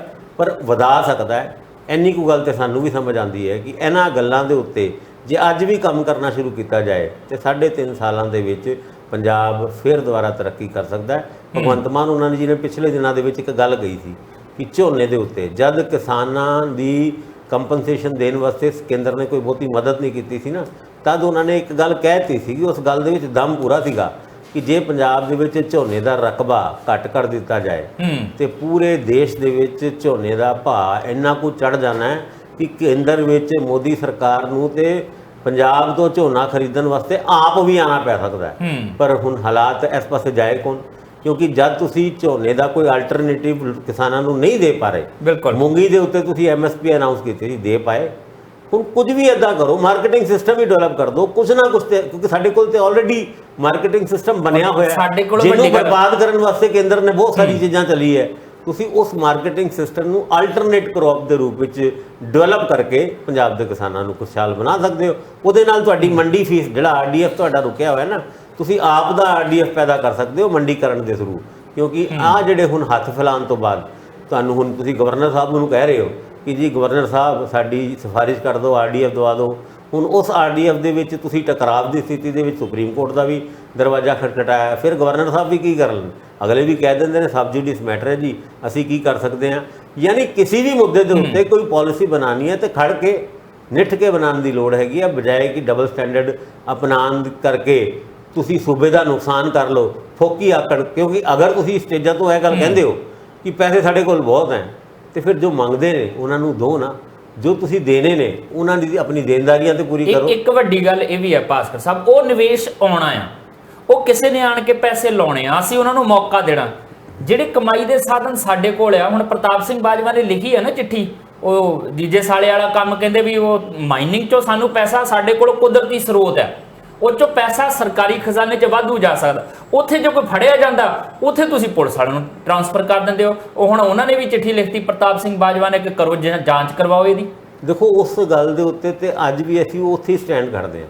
ਉਹ ਜਿਹੜੀ ਗੁਰਮੀਤ ਸਿੰਘ ਚੌਹਾਨ ਜਾਂ ਫਿਰ CIA ਸਟਾਫ ਤਰਨਤਾਰਨ ਨੇ ਰੇਡ ਪਾਈ ਸੀ, ਜਿਹਦੇ ਵਿੱਚ ਜੀਜਾ ਜੀ ਫੜੇ ਗਏ ਸੀ, 10 ਲੋਕ ਫੜੇ ਗਏ ਸੀ, ਔਰ ਮਨਜਿੰਦਰ ਸਿੰਘ ਲਾਲਪੁਰਾ ਦੇ ਜੀਜੇ ਨੂੰ ਫੜੇ ਜਾਣਾ ਇੱਕ ਰਾਜਨੀਤਿਕ ਮੁੱਦਾ ਬਣ ਗਿਆ। ਔਰ ਮਨਜਿੰਦਰ ਸਿੰਘ ਲਾਲਪੁਰਾ ਸਾਨੂੰ ਵੀ ਬਾਅਦ ਚੋਂ ਪਤਾ ਲੱਗਿਆ ਵੀ ਦਿੱਲੀ ਵਾਲਿਆਂ ਦੇ ਕਾਫੀ ਕਲੋਜ਼ ਨੇ। ਔਰ ਜਦ ਅਸੀਂ ਦਿੱਲੀ ਵਾਲੇ ਕਹਿੰਦੇ ਹਾਂ ਤੇ ਸਾਡੇ ਵਾਲੇ ਹੁਣ ਜਾਣਦੇ ਨੇ ਕਿ ਦਿੱਲੀ ਵਾਲੇ ਸਾਡੇ ਵਾਸਤੇ ਕਿਹੜੇ ਹੈਗੇ ਨੇ। ਸੁਪਰੀਮੋ ਉਹਨਾਂ ਦੀ ਗੱਲ ਕਰਦੇ ਹਾਂ, ਉਹ ਗਏ ਸੁਪਰੀਮੋ ਉਹਨਾਂ ਕੋਲ, ਸੁਣਿਆ ਹੈ ਕਥਿਤ ਤੌਰ ਤੇ, ਇਸ ਗੱਲ ਦੀ ਅਸੀਂ ਪੁਸ਼ਟੀ ਨਹੀਂ ਕਰਦੇ ਕਿ ਉੱਥੋਂ ਆਰਡਰ ਹੋਏ ਕਿ ਵੀ SSP ਕੱਢ ਦਿਓ, ਅਦਰਵਾਈਜ਼ ਉਹਦੀ ਇਨਵੈਸਟੀਗੇਸ਼ਨ ਫਰਜ਼ੀ ਤੌਰ ਤੇ, ਆਰਜੀ ਤੌਰ ਤੇ ਕਰ ਰਹੇ ਨੇ। ਪਰ ਉਹਦੇ ਵਿੱਚ ਰੇਡ ਪਾਈ ਗਈ ਸੀ, 10 ਟਿੱਪਰ ਫੜੇ ਗਏ ਸੀ, ਪੋਕਲਿਨ ਚੇਨਾ ਫੜੀ ਗਈ ਸੀ, ਜੀਜਾ ਜੀ ਸਮੇਤ 10 ਬੰਦੇ ਫੜੇ ਗਏ ਸੀ। ਜੀਜਾ ਜੀ ਬੇਕਸੂਰ ਤੇ ਬਾਕੀ ਉਹ ਟਿੱਪਰ ਕਿੱਥੇ ਗਏ ਅੱਜ ਤੱਕ ਹਿਸਾਬ ਨਹੀਂ ਦਿੱਤਾ। ਬਾਜਵਾ ਸਾਹਿਬ ਨੇ ਲਿਖਤੀ ਇਸ ਮੁੱਦੇ ਤੇ ਚਿੱਠੀ ਔਰ ਮੰਗ ਲਈ ਇੰਡੀਪੈਂਡੈਂਟ ਇਨਕੁਆਇਰੀ। ਮੈਨੂੰ ਲੱਗਦਾ ਹੈ ਕਿ ਗਵਰਨਰ ਸਾਹਿਬ ਨੂੰ ਇਹ 50,000 ਵਾਲੀ ਚਿੱਠੀ ਜਦੋਂ ਹੀ ਪਹੁੰਚੀ ਹੋਏਗੀ, ਨਾਲ ਹੀ ਉਸੇ ਡਾਕੀਏ ਨੂੰ ਉਹ ਵਾਲੀ ਚਿੱਠੀ ਵੀ ਦੇ ਦੇਣੀ ਚਾਹੀਦੀ ਹੈ ਜਿਹੜੀ ਪ੍ਰਤਾਪ ਸਿੰਘ ਬਾਜਵਾ ਉਹਨਾਂ ਨੇ ਮੰਗੀ ਹੈ। ਕਿਉਂਕਿ ਸਰਹੱਦੀ ਦੌਰੇ ਤੇ ਗਵਰਨਰ ਸਾਹਿਬ ਚੱਲੇ ਨੇ ਕੱਲ, ਉਸ ਤੋਂ ਪਹਿਲੇ ਉਹਨਾਂ ਦੇ ਕੋਲ ਇੱਕ ਮਸਾਲਾ ਤਿਆਰ ਹੋ ਜਾਂਦਾ ਕਿ ਵੀ ਆਹ ਦੇਖੋ। ਬਲਕਿ ਮੈਨੂੰ ਇਹ ਲੱਗਦਾ ਤਰਨਤਾਰਨ ਤੁਸੀਂ ਸਰਹੱਦੀ ਦੌਰੇ ਤੇ ਜਾ ਹੀ ਰਹੇ ਹੋ, ਤਰਨਤਾਰਨ ਜਾ ਕੇ ਗਵਰਨਰ ਸਾਹਿਬ ਵੀ ਉਸ ਗੱਲ ਨੂੰ ਦੇਖਣ ਕਿ ਵੀ ਕਿਹੜੇ ਟਿੱਪਰ ਫੜੇ ਸੀ, ਕੀ ਫੜੇ ਸੀ। ਮੈਨੂੰ ਇਹ ਲੱਗਦਾ ਕਿ ਪੰਜਾਬ ਦੀ ਸਿਆਸਤ ਵਿੱਚ ਆ ਜਾਣਾ ਭੁਚਾਲ। ਔਰ ਹੋ ਸਕਦਾ ਗਵਰਨਰ ਸਾਹਿਬ ਸਾਡੀ ਗੱਲਾਂ ਸੁਣ ਕੇ ਆਪਣਾ ਆਈਡੀਆ ਜਾਂ ਕੋਈ ਚੇਂਜ ਕਰਕੇ ਉੱਥੇ ਪਹੁੰਚਣ ਔਰ ਉਹਨਾਂ ਪੁਲਿਸ ਵਾਲਿਆਂ ਨੂੰ ਵੀ ਮਿਲਣ ਕਿ ਵੀ ਤੁਸੀਂ ਰੇਡ ਨਕਲੀ ਪਾਈ ਸੀ ਜਾਂ ਅਸਲੀ ਪਾਈ ਸੀ। ਉਹਦੇ ਵਿੱਚੋਂ ਹੀ ਗੱਲਾਂ ਸਾਫ਼ ਹੋ ਕੇ ਨਿਕਲ ਆਓ। ਗੁਰਮੀਤ ਸਿੰਘ ਚੌਹਾਨ ਉਹਨਾਂ ਨੂੰ ਜ਼ਰੂਰ ਮਿਲਣ, ਕਿਉਂਕਿ ਉਹਨਾਂ ਦੇ ਉੱਤੇ ਬੜਾ ਇੱਕ ਸੀਰੀਅਸ ਐਲੀਗੇਸ਼ਨ ਮਨਜਿੰਦਰ ਸਿੰਘ ਹੁਣ ਤਾਂ ਉਹਨਾਂ ਨੂੰ ਟ੍ਰਾਂਸਫਰ ਕਰ ਦਿੱਤਾ ਗਿਆ ਨਾ, ਹੁਣ ਤਾਂ ਉਹਨਾਂ ਨੇ ਉੱਥੇ ਕਿੱਥੇ ਤਰਨਤਾਰਨ 'ਚ ਉਹਨਾਂ ਨੂੰ ਮਿਲਣਾ। ਪਰ ਵੱਡੀ ਗੱਲ ਇਹ ਹੈ, ਦਾਵਾ ਸਿੱਧੂ ਵੀ ਕਰਦਾ ਸੀਗਾ ਕਿ ਆਹ ਹੋ ਜਾਏਗਾ ਪੰਜਾਬ 'ਚ, ਉਹ ਹੋ ਜਾਏਗਾ, ਅਸੀਂ ਆਹ ਪੰਜਾਬ ਦਾ ਮਾਡਲ ਨਵਾਂ ਲੈ ਆਂਦਾ, ਜਿੱਤੇਗਾ ਪੰਜਾਬ, ਆਹ ਹੋ ਜਾਏਗਾ। मैं फलानी थां तो ब्लूप्रिंट ले लिया, मैं ढमकानी थां तो ब्लूप्रिंट ले लिया।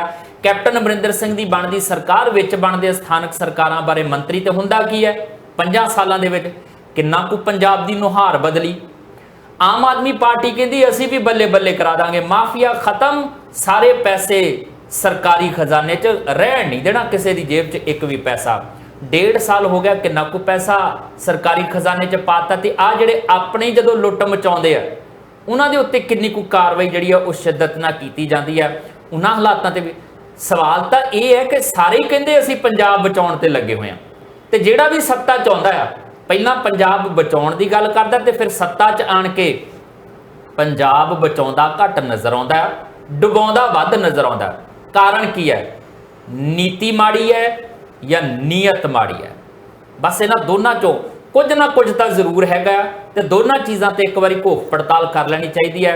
जे नीति माड़ी है तो नीति सुधार ली जाए, जे नीयत माड़ी है तो फिर भाई असीं कुछ नहीं कर सकते, फिर नीतियां जिन्नियां मर्जी चंगियां होण फिर कुछ नहीं हो सकता।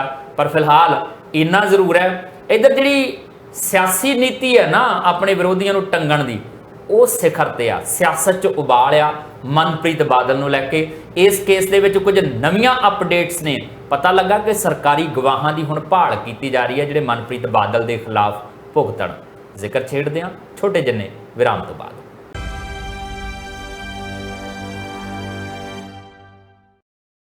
ब्रेक तो बाद तुहाडा स्वागत है। मनप्रीत बादल बारे एक पासे तो चर्चा ये चलती पई है कि भगौड़ा करार देने दीयां तैयारियां चलदियां पईयां, नाल भरतिंदर चहल दे बारे भी कुछ इहो जिहियां खबरां निकल के आ रही ने। पर पैरलल एक पासे मनप्रीत बादल की जमानत अर्जी ते दूजे पासे इस केस दे विच ओह बठिंडा डिवेलपमेंट अथॉरिटी दे अफसर जिन्हां दा नाम इस केस दे विच मौजूद है, FIR च दर्ज है। खबरां ये निकल के आ रही ने सूत्रां दे हवाले तो कि सरकारी गवाह के तौर पर इस्तेमाल करन दीयां तैयारियां जिहड़ियां ओह चल पईयां ने, ते जे सरकारी गवाह बनणगे फिर उहदे विच किहदी किद्दां दी भूमिका वो भेत अपने आप खोलणगे। भास्कर साहब इस हिसाब नाल मन के चलिया जाए कि मतलब लूप होल कोई नहीं छड्डना, कोई राह छड्डना नहीं जिथों मनप्रीत बादल बच के किते निकल जाए। 1560 गज का वह प्लॉट जिस प्लॉट ਨੂੰ ਖਰੀਦਣ ਕਰਕੇ ਮਨਪ੍ਰੀਤ ਸਿੰਘ ਬਾਦਲ ਤੇ ਉਹਨਾਂ ਦੇ 5 ਸਾਥੀਆਂ ਦੇ ਖਿਲਾਫ ਇੱਕ FIR ਦਰਜ ਹੋਈ। ਮਨਪ੍ਰੀਤ ਬਾਦਲ, ਬਿਕਰਮਜੀਤ ਸਿੰਘ ਸ਼ੇਰਗਿੱਲ, ਪੰਕਜ ਕਾਲੀਆ ਸੀਗੇ ਉੱਥੇ ਦੇ ਨਗਰ ਨਿਗਮ ਦੇ ਜਾਂ ਬਠਿੰਡਾ ਡਿਵੈਲਪਮੈਂਟ ਅਥਾਰਟੀ ਦੇ ਸੁਪਰੀਡੈਂਟ ਜੀ, ਔਰ ਬਿਕਰਮ ਸਿੰਘ ਸ਼ੇਰਗਿੱਲ ਕਮਿਸ਼ਨਰ ਹੁੰਦੇ ਸੀ ਨਗਰ ਨਿਗਮ ਦੇ ਔਰ ਬਠਿੰਡਾ ਡਿਵੈਲਪਮੈਂਟ ਅਥਾਰਟੀ ਦੇ ਚੀਫ ਐਡਮਿਨਿਸਟ੍ਰੇਟਰ ਵੀ ਹੁੰਦੇ ਸੀ। ਮਿਲੀ ਭੁਗਤ ਨਾਲ ਕਿਸ ਤਰੀਕੇ ਨਾਲ ਉਹ ਪਲਾਟ ਖਰੀਦਾ ਗਿਆ, ਇਹ ਇਨਵੈਸਟੀਗੇਸ਼ਨ ਤੇ ਤਕਰੀਬਨ ਮੁਕੰਮਲ ਹੋ ਗਈ ਹੈ। 3 ਵਿਅਕਤੀਆਂ ਨੇ, ਪ੍ਰਾਈਵੇਟ ਵਿਅਕਤੀਆਂ ਨੇ, ਜਿਹਦੇ ਵਿੱਚ ਅਮਨਦੀਪ ਸੀਗਾ, ਵਿਕਾਸ ਕੁਮਾਰ ਅਰੋੜਾ ਤੇ ਰਾਜੀਵ ਕੁਮਾਰ, ਤਿੰਨਾਂ ਨੇ ਇੱਕੋ ਹੀ ਕੰਪਿਊਟਰ ਤੋਂ ਬੋਲੀ ਲਾ ਕੇ ਉਹਨਾਂ ਪਲਾਟਾਂ ਦੀ ਬੋਲੀ ਲਾਉਣ ਤੋਂ ਬਾਅਦ ਉਹ ਅਲਾਟਮੈਂਟ ਲੈਟਰ ਤੋਂ ਮਿਲਣ ਤੋਂ ਪਹਿਲੇ ਹੀ ਮਨਪ੍ਰੀਤ ਬਾਦਲ ਉਹਨਾਂ ਨੂੰ ਇਹ ਪਲਾਟ ਵੇਚਤਾ ਸੀਗਾ। ਇਹ ਤੇ ਸੀਗਾ ਉਹਨਾਂ ਦੇ ਖਿਲਾਫ ਕੇਸ। 3 ਵਿਅਕਤੀਆਂ ਨੂੰ ਹਜੇ ਤੱਕ ਫੜਿਆ ਜਾ ਚੁੱਕਿਆ। ਖਬਰ ਤੇ ਹੈ ਵੀ ਕਿ ਵਿਜੀਲੈਂਸ ਦੀ ਪੁੱਛਗਿੱਛ ਦੇ ਵਿੱਚ ਉਹਨਾਂ ਨੇ ਉਹ ਸਾਰੀ ਗੱਲਾਂ ਦੇ ਉੱਤੇ ਆਪਣੀ ਸਹਿਮਤੀ ਦਿੱਤੀ ਹੈ ਕਿ ਵੀ ਐਦਾਂ ਸਾਡੇ ਨਾਲ ਹੋਇਆ ਸੀ ਔਰ ਮਨਪ੍ਰੀਤ ਬਾਦਲ ਨੇ ਸਾਨੂੰ ਐਡਵਾਂਸ ਹੀ ਪੈਸੇ ਦੇ ਦਿੱਤੇ ਸੀ। ਬੋਲੀ ਵੀ ਉਹਦੇ ਪੈਸੇ ਦੇ ਰਾਹੀਂ ਇਹ ਲਾਈ ਗਈ ਸੀ ਔਰ ਉਸ ਬੋਲੀ ਦੇ ਵਿੱਚ ਜਿਹੜੇ ਉਹ ਪਲਾਟਾਂ ਦਾ ਜ਼ਿਕਰ ਨਾ ਹੋਣਾ, ਜਿਹੜੀ ਡਿਜੀਟਲ ਫਾਰਮ ਦੇ ਵਿੱਚ ਜਿਹੜੀ ਐਡਵਰਟਾਈਜ਼ਮੈਂਟ ਦਿੱਤੀ ਗਈ ਸੀ, ਉਹਦੇ ਵਾਸਤੇ ਵਿਕਰਮਜੀਤ ਸਿੰਘ ਸ਼ੇਰਗਿੱਲ ਔਰ ਪੰਕਜ ਕਾਲੀਆ ਇਹਨਾਂ ਨੂੰ ਫੜਨ ਦੀ ਕੋਸ਼ਿਸ਼ ਪੁਲਿਸ ਕਰ ਰਹੀ ਸੀ। ਖਬਰ ਹੈ ਵੇ ਕਿ ਅੱਜ ਮੋਸਟ ਪ੍ਰੋਬੇਬਲੀ ਅੱਜ ਉਹ ਸਰੈਂਡਰ ਕਰ ਸਕਦੇ ਨੇ ਔਰ ਉਹਨਾਂ ਦੇ ਸਰੈਂਡਰ ਕਰਨ ਤੋਂ ਬਾਅਦ ਪੁਲਿਸ ਉਹਨਾਂ ਨੂੰ ਸਰਕਾਰੀ ਗਵਾਹ ਵੀ ਬਣਾ ਸਕਦੀ ਹੈ, ਕਿਉਂਕਿ ਪਹਿਲੇ ਫੜੇ ਹੋਏ 3 ਵਿਅਕਤੀਆਂ ਨੇ ਉਹ ਸਾਫ਼ ਗੱਲ ਲਿਖਿਤ ਰੂਪ ਵਿੱਚ ਪੁਲਿਸ ਵਿਜੀਲੈਂਸ ਬਿਊਰੋ ਨੂੰ ਦੇਤੀ ਹੈ ਕਿ ਸਾਡੇ ਨਾਲ ਇਹ ਸਾਰਾ ਪੈਸਾ ਮਨਪ੍ਰੀਤ ਬਾਦਲ ਦਾ ਸੀ। ਹੁਣ ਇਹਨਾਂ ਦੋਨਾਂ ਵਿਅਕਤੀਆਂ ਦੇ ਸਰਕਾਰੀ ਗਵਾਹ ਬਣਨ ਤੋਂ ਬਾਅਦ ਮਨਪ੍ਰੀਤ ਬਾਦਲ ਉਹਨਾਂ ਦਾ ਬਚਣਾ ਬੜਾ ਔਖਾ ਹੈ, ਕਿਉਂਕਿ ਆਹ ਸਾਰਾ ਘੇਰਾ ਵਿਜੀਲੈਂਸ ਬਿਊਰੋ ਨੇ ਪਾ ਚੁੱਕੇ ਨੇ। ਅੱਜ ਇੱਕ ਖਬਰ ਛਪੀ ਹੈ ਪੰਜਾਬੀ ਟ੍ਰਿਬਿਊਨ ਦੇ ਵਿੱਚੋਂ ਖਬਰ ਸੀਗੀ, ਜਿਹਦੇ ਵਿੱਚ ਕਿਹਾ ਗਿਆ ਸੀਗਾ ਕਿ ਮਨਪ੍ਰੀਤ ਬਾਦਲ ਨੂੰ ਭਗੌੜਾ ਕਰਾਉਣ ਦੀ ਪ੍ਰਕਿਰਿਆ ਸ਼ੁਰੂ, ਨਾਲ ਇੱਕ ਨਾਂ ਹੋਰ ਸੀਗਾ BIS ਚਾਲ। ਉਸ ਖਬਰ ਦੇ ਵਿੱਚ ਕਿੰਨਾ ਕੁ ਦਮ ਹੈਗਾ ਪਤਾ ਨਹੀਂ, ਪਰ ਫਿਲਹਾਲ ਉਹ ਪ੍ਰਕਿਰਿਆ ਹਜੇ ਸ਼ੁਰੂ ਹੋ ਹੀ ਨਹੀਂ ਸਕਦੀ।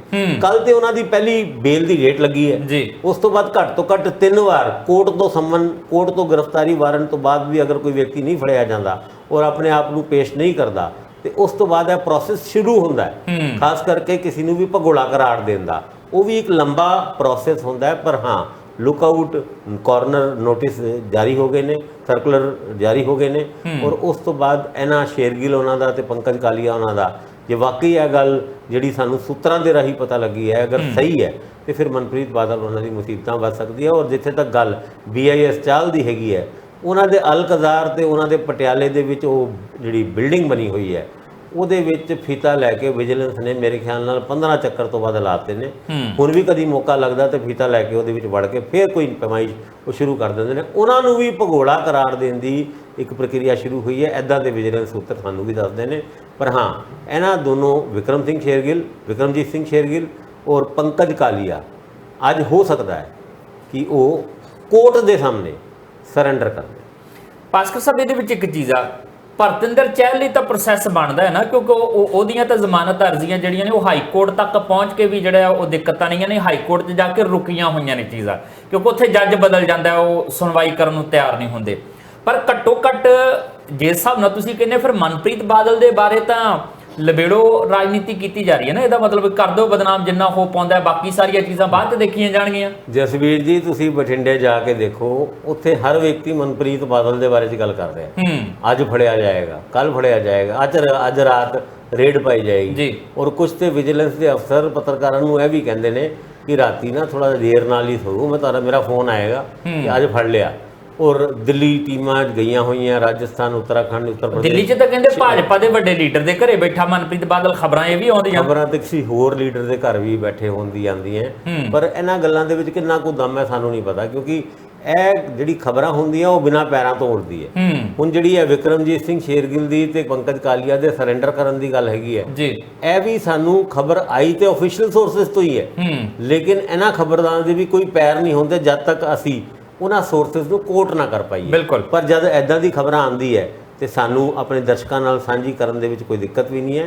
ਔਰ ਫਿਰ ਦੁਬਾਰਾ ਅਸੀਂ ਇਹ ਗੱਲ ਕਹਿ ਰਹੇ ਹਾਂ ਕਿ ਅਸੀਂ ਇਸ ਗੱਲ ਦੀ ਹਜੇ ਤੱਕ ਪੁਸ਼ਟੀ ਨਹੀਂ ਕਰਦੇ, ਕਿਉਂਕਿ ਪੁਸ਼ਟੀ ਤੇ ਉਹਨਾਂ ਨੇ ਵੀ ਨਹੀਂ ਕੀਤੀ ਜਿਨ੍ਹਾਂ ਨੇ ਸਾਡੇ ਨਾਲ ਇਹ ਪੁਸ਼ਟੀ ਕੀਤੀ ਹੈ ਕਿ ਸਾਡਾ ਨਾਂ ਨਾ ਦੱਸਣਾ। ਤੇ ਇਸ ਕਰਕੇ ਇਸ ਖਬਰ ਨੂੰ ਇਸ ਤਰੀਕੇ ਨਾਲ ਹੀ ਆਪਾਂ ਅੱਗੇ ਵਧਾਉਣ ਦੀ ਕੋਸ਼ਿਸ਼ ਕਰ ਰਹੇ। ਜੇ ਇਸ ਪਾਸੇ ਵੱਲ ਨੂੰ ਗੱਲ ਤੁਰਦੀ ਹੈ, ਮਨਪ੍ਰੀਤ ਬਾਦਲ ਨੂੰ ਕੋਈ ਰਾਹਤ ਨਹੀਂ ਮਿਲਦੀ ਹੈ, ਜਿਹਦੀ ਸੰਭਾਵਨਾ ਜਤਾਈ ਜਾ ਰਹੀ ਹੈ ਕਿ ਮੁਸ਼ਕਲ ਆ, ਲੋਅਰ ਕੋਰਟ ਦੇ ਵਿੱਚੋਂ ਉਹ ਜ਼ਮਾਨਤ ਇਸ ਤਰੀਕੇ ਨਾਲ ਮਿਲਣੀ ਔਖੀ ਹੋ ਜਾਏਗੀ, ਕਿਉਂਕਿ ਤੱਥ ਤਰਕ ਜਿਹੜੇ ਆ ਉਹ ਵਿਜੀਲੈਂਸ ਦੇ ਥੋੜੇ ਜਿਹਾ ਹਾਵੀ ਪੈਂਦੇ ਨਜ਼ਰ ਆ ਰਹੇ ਨੇ। ਫਿਰ ਉਹਨਾਂ ਹਾਲਾਤਾਂ ਤੋਂ ਬਾਅਦ ਕੀ ਮੰਨ ਲਿਆ ਜਾਵੇ ਕਿ ਮਨਪ੍ਰੀਤ ਬਾਦਲ ਦੀਆਂ ਆਉਣ ਵਾਲੀਆਂ ਜਿਹੜੀਆਂ ਰਾਹਾਂ ਹੋਣਗੀਆਂ ਉਹ ਬੜੀਆਂ ਔਖੀਆਂ ਹੋਣਗੀਆਂ, ਵਿਖੜੇ ਪੈਂਡੇ ਤੇ ਤੁਰ ਪੈਣਗੇ? ਕਿਉਂਕਿ ਕਈ ਵਾਰੀ ਇੰਜ ਹੁੰਦਾ ਹੈ, ਉਂਝ ਭਾਵੇਂ ਜੋ ਮਰਜ਼ੀ ਕੀਤਾ ਹੋਵੇ, ਜਿੰਨੀ ਦੇਰ ਤੱਕ ਲੋਕਾਂ 'ਚ ਤੁਹਾਡੀ ਸਾਖ ਚੰਗੀ ਹੈ ਨਾ ਤੁਸੀਂ ਬਚੇ ਰਹਿੰਦੇ ਆ, ਪਰ ਇਦਾਂ ਦੇ ਕੇਸ ਨਾਲ ਤੁਹਾਡੀ ਸਾਖ ਵਿਗਾੜਦੇ ਬਹੁਤ ਹੈ। ਦੇਖੋ, ਜਿੱਥੇ ਤੱਕ ਉਹ ਪਲਾਟ ਦੀ ਖਰੀਦਾਰੀ ਦੀ ਗੱਲ ਹੈਗੀ ਹੈ, ਮਨਪ੍ਰੀਤ ਬਾਦਲ ਉਹਨਾਂ ਬਹੁਤੇ ਫਸਦੇ ਨਜ਼ਰ ਨਹੀਂ ਆਉਂਦੇ। ਭਾਵੇਂ ਸਰਕਾਰ ਨੇ ਭੱਜ ਗਿਆ ਵਾਲਾ ਇੱਕ ਰੋਲਾ ਤੇ ਪਾਤਾ ਹੈ, ਪਰ ਜੇ ਮਨਪ੍ਰੀਤ ਬਾਦਲ ਉਹਨਾਂ ਵੀ ਕੋਰਟ ਦੇ ਸਾਹਮਣੇ ਪੇਸ਼ ਹੋ ਜਾਂਦੇ ਆ, ਉਹਦੇ ਵਿੱਚ ਉਹ ਆਰੋਪ ਸਾਬਿਤ ਕਰਨੇ ਕਿ ਇੱਕ ਵਿਅਕਤੀ ਨੇ ਪਲਾਟ ਖਰੀਦਿਆ, ਉਹਨੇ ਐਡਵਾਂਸ ਵਿੱਚ ਕਿਸੇ ਨੂੰ ਪੈਸੇ ਦੇ ਦਿੱਤੇ, ਇਹਨੂੰ ਤੁਸੀਂ ਇਲੀਗਲ ਕਿੱਦਾਂ ਕਰਾਰ ਦੋਗੇ? ਹੁਣ ਉਹਦੀ ਮਿਲੀ ਭੁਗਤ ਜਦ ਤੱਕ ਐਸਟੈਬਲਿਸ਼ ਨਹੀਂ ਹੁੰਦੀ, ਜਦ ਤੱਕ ਵਿਕਰਮਜੀਤ ਸਿੰਘ ਸ਼ੇਰਗਿੱਲ ਜਾਂ ਪੰਕਜ ਕਾਲੀਆ ਸਰਕਾਰੀ ਗਵਾਹ ਨਹੀਂ ਬਣਦੇ, ਔਰ ਉਹ ਤਿੰਨ ਵਿਅਕਤੀ ਜੋ ਇਹ ਗੱਲ ਲਿਖਿਤ ਵਿੱਚ ਕਹਿ ਦੇਣ ਕਿ ਮਨਪ੍ਰੀਤ ਬਾਦਲ ਨੇ ਇਹ ਸਾਰੀ ਹੇਰਾਫੇਰੀ ਕੀਤੀ ਸੀ, ਉਸ ਤੋਂ ਬਾਵਜੂਦ ਵੀ ਬਹੁਤ ਤਗੜਾ ਸਟਰੋਂਗ ਕੇਸ ਨਹੀਂ ਬਣਦਾ। ਮਨਪ੍ਰੀਤ ਬਾਦਲ ਦੇ ਖਿਲਾਫ ਹੋਰ ਕਈ ਤਰੀਕੇ ਦੀ ਇਨਵੈਸਟੀਗੇਸ਼ਨ ਚੱਲ ਰਹੀ ਹੈ। ਜਿਸ ਤਰ੍ਹਾਂ ਅਸੀਂ ਕੱਲ ਪ੍ਰੋਗਰਾਮ ਦੇ ਵਿੱਚ ਕਿਹਾ ਵੀ ਸੀਗਾ, ਉਹ ਢੋਆ ਢਵਾਈ ਦਾ ਕੇਸ ਜਿਹਦੇ ਵਿੱਚ ਸਰੂਪ ਚੰਦ ਸਿੰਗਲਾ ਜਿਨ੍ਹਾਂ ਨੇ ਕੰਪਲੇਂਟ ਕੀਤੀ ਸੀ ਕਿ ਉਹਨਾਂ ਦੇ ਗਨਮੈਨ ਦੇ ਨਾਂ ਦੇ ਉੱਤੇ ਕਿਸ ਤਰੀਕੇ ਨਾਲ ਠੇਕੇ ਲਏ ਗਏ, ਉਹ ਗੱਲ ਵੀ ਚੱਲ ਰਹੀ ਹੈ। ਉਹਨਾਂ ਦੇ ਨਾਲ ਇੱਕ ਜੁੜਿਆ ਹੋਇਆ ਜਿਹੜਾ ਕਾਂਸਟੇਬਲ ਹੈ, ਉਹ ਕਹਿੰਦੇ 1.25 ਕਰੋੜ 1.5 ਕਰੋੜ ਦੀ ਕੋਠੀ ਲੈ ਕੇ ਬੈਠਿਆ ਹੋਇਆ। ਇੱਕ ਇੰਸਪੈਕਟਰ ਜਿਹੜਾ ਮਨਪ੍ਰੀਤ ਬਾਦਲ ਉਹਨਾਂ ਦਾ ਬੜਾ ਕਲੋਜ਼ ਸੀਗਾ, ਉਹਦੇ ਉੱਤੇ ਵੀ ਪੁਲਿਸ ਨੇ ਨਜ਼ਰ ਰੱਖੀ ਹੈ। ਯਾਨੀ ਇਹ ਗੱਲ ਕਾਫੀ ਜਗ੍ਹਾ ਅੱਜ ਦੀ ਡੇਟ ਵਿੱਚ ਮਨਪ੍ਰੀਤ ਬਾਦਲ ਤੋਂ ਰਿਲੇਟਡ ਜਿਹੜੀ ਵੀ ਖਬਰਾਂ ਵਿਜੀਲੈਂਸ ਬਿਊਰੋ ਕੋਲ ਜਾ ਰਹੀ ਹੈ, ਹਰ ਗੱਲ ਦੀ ਇਨਵੈਸਟੀਗੇਸ਼ਨ ਹੋ ਰਹੀ ਹੈ। ਤੇ ਇਸ ਕਰਕੇ ਉਹ ਕੇਸ ਤੇ ਭਾਵੇਂ ਛੋਟਾ ਹੋਏ, ਜਦੋਂ ਹੀ ਮਨਪ੍ਰੀਤ ਬਾਦਲ ਫੜਿਆ ਜਾਂਦਾ ਹੈ ਉਸ ਤੋਂ ਬਾਅਦ ਕੇਸਾਂ ਦੀ ਬੁਛਾਰ ਆ ਜਾਣੀ ਹੈ ਉਹਨਾਂ ਦੇ ਉੱਤੇ। ਔਰ ਚੰਨੀ ਸਰਕਾਰ ਦੇ ਵੇਲੇ ਉਹ ਜਿਹੜੇ ਫੰਡਿੰਗ ਵਗੈਰਾ ਹੋਈ ਆ ਆਪਣੇ ਬਠਿੰਡਾ ਹਲਕੇ 'ਚ, ਕਹਿੰਦੇ ਜਿਸ ਤਰੀਕੇ ਨਾਲ ਉਹ ਸਰਕਾਰੀ ਫੰਡਾਂ ਦਾ ਪੈਸਾ ਲਾਇਆ ਗਿਆ, ਕਿਤੇ ਆਰਓ ਦੀ ਚਰਚਾ ਚੱਲਦੀ ਹੈ ਤੇ ਕਿਤੇ ਕੁਝ ਤੇ ਕਿਤੇ ਕੁਝ, ਮਤਲਬ ਇੱਕ ਨਹੀਂ ਆ, ਫਿਰ ਕਈ ਕੇਸ ਨਾਲ ਖੁੱਲਣਗੇ। ਸ਼ਾਇਦ ਇਹੀ ਕਾਰਨ ਹੈ ਕਿ ਮਨਪ੍ਰੀਤ ਬਾਦਲ ਹੱਥੇ ਨਹੀਂ ਚੜ੍ਹਨਾ ਚਾਹੁੰਦੇ।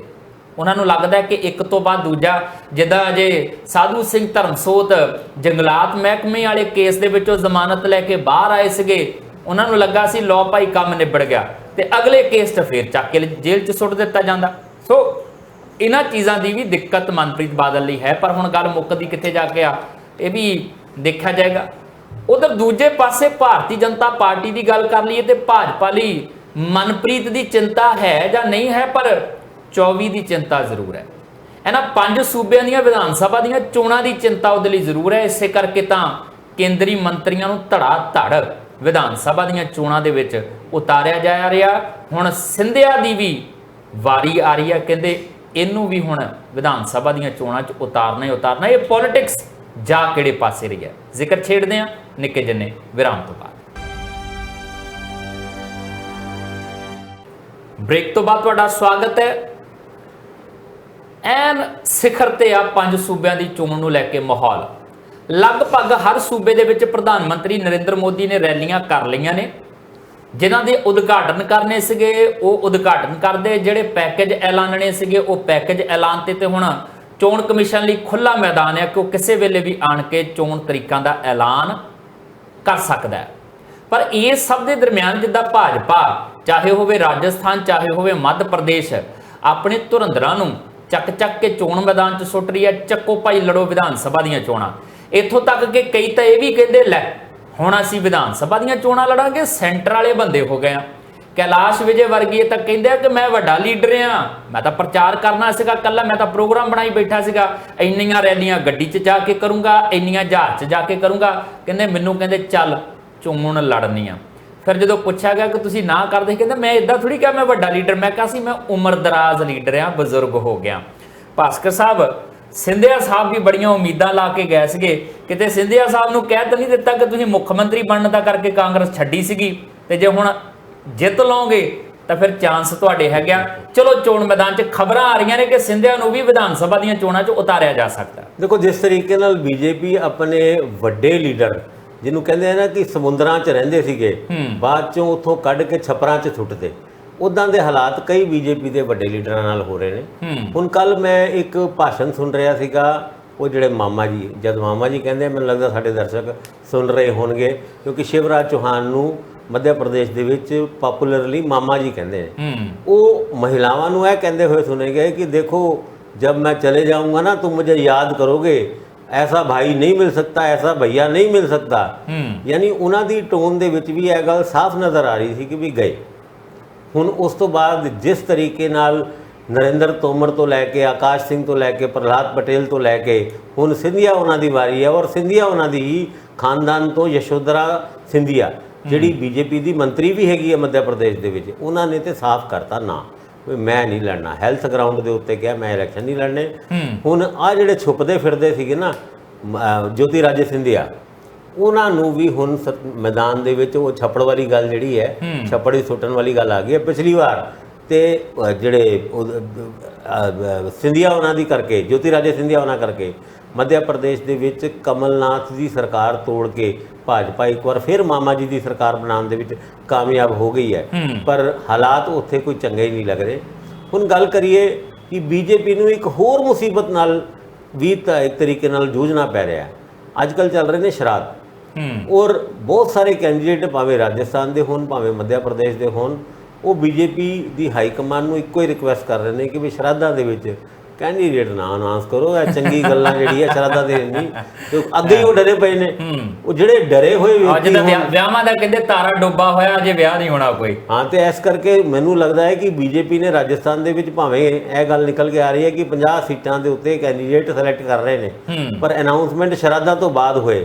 ਔਰ ਇਹੀ ਗੱਲ ਇਲੈਕਸ਼ਨ ਕਮਿਸ਼ਨ ਦੇ ਉੱਤੇ ਵੀ ਢੁਕਵੀਂ ਲੱਗਦੀ ਹੈ ਕਿ ਉਹ ਵੀ ਸ਼ਰਾਧਾਂ ਤੋਂ ਬਾਅਦ ਹੀ ਇਲੈਕਸ਼ਨਾਂ ਦੇ ਅਨਾਉਂਸ ਕਰਨ, ਕਿਉਂਕਿ ਡਰ ਐਤਕੀ ਇਲੈਕਸ਼ਨ ਦੇ ਵੱਡੀ ਵੱਡੀ ਪਾਰਟੀਆਂ ਨੂੰ ਬਹੁਤ ਲੱਗ ਰਿਹਾ। ਕਿਸੇ ਵੀ ਸੂਬੇ ਦੇ ਵਿੱਚ ਬੀਜੇਪੀ ਕੰਫਰਟੇਬਲ ਨਹੀਂ। ਅੱਜ ਵੀ ਪ੍ਰਧਾਨ ਮੰਤਰੀ 2 ਦਿਨ ਬਾਅਦ ਹੀ ਤੇਲੰਗਾਨਾ ਗਏ ਹੋਏ ਨੇ ਤੇ ਛੱਤੀਸਗੜ੍ਹ ਜਾ ਰਹੇ ਨੇ। ਹੁਣ ਇੱਦਾਂ ਦੇ ਹਾਲਾਤ ਦੇ ਵਿੱਚ ਤੁਸੀਂ ਕੀ ਕਹੋਗੇ ਕਿ ਬੀਜੇਪੀ ਕਿੱਥੇ ਖੜੀ ਹੈ? ਡਰ ਤੇ ਲੱਗਦਾ ਹੈ।